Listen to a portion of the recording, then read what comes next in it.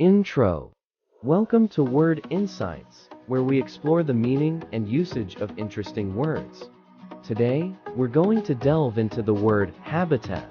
It's a term that relates to the natural environments of various species. Let's get started. Meaning.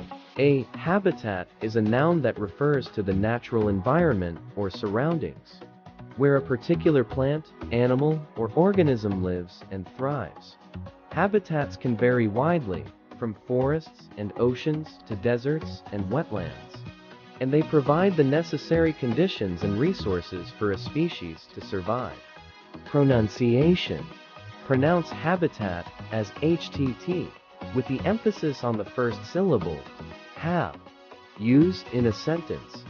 1. The rainforest is a rich and diverse habitat for a multitude of plant and animal species. 2. Conservation efforts aim to protect the natural habitats of endangered animals to prevent their extinction. Synonyms. Synonyms for habitat include environment, ecosystem, locale, surroundings, or living space.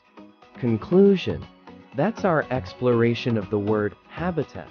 It's a crucial concept in understanding the interconnectedness of living organisms and their natural environments.